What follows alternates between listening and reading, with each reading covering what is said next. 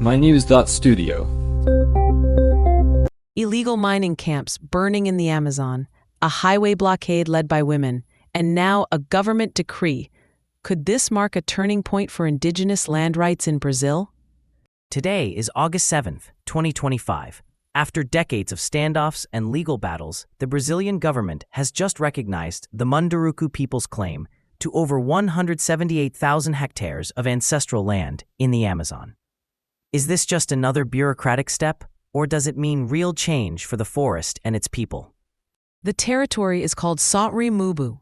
For years, it's been under threat from illegal miners, loggers, land grabbers. The Munduruku have faced mercury poisoning from gold mining, violent attacks, and repeated political delays. Why did it take so long for this land to be recognized? Bureaucratic inertia, yes, but also strong resistance from powerful mining and agribusiness interests. This breakthrough only happened after the Ministry of Justice issued a declaratory ordinance this August. That kicked off the legal demarcation process.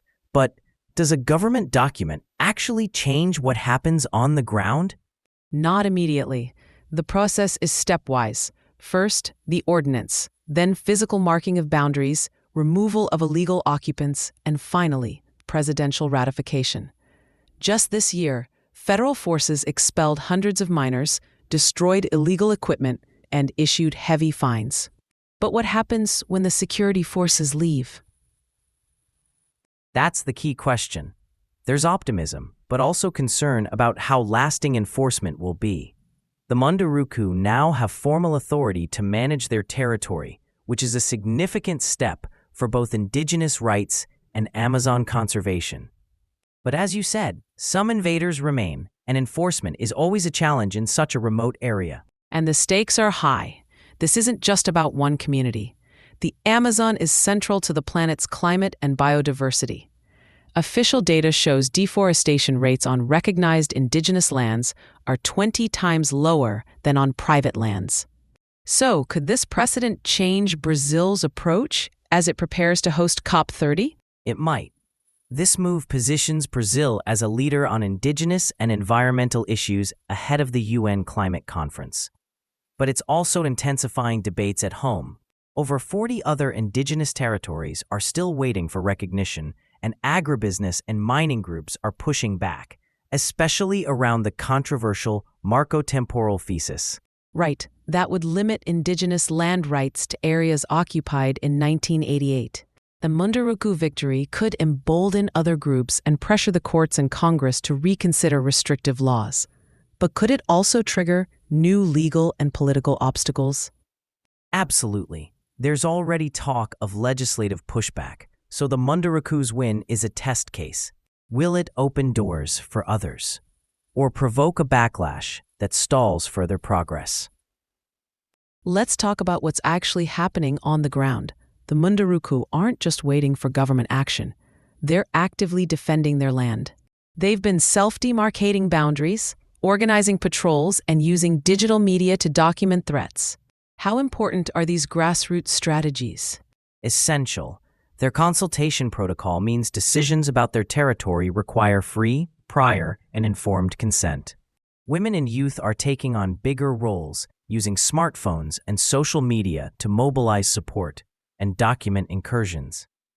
NGOs like Greenpeace and Amazon Watch provide legal and logistical help, but the core leadership is local. There's also an international angle. How can outside governments or organizations help ensure this recognition is more than just a headline?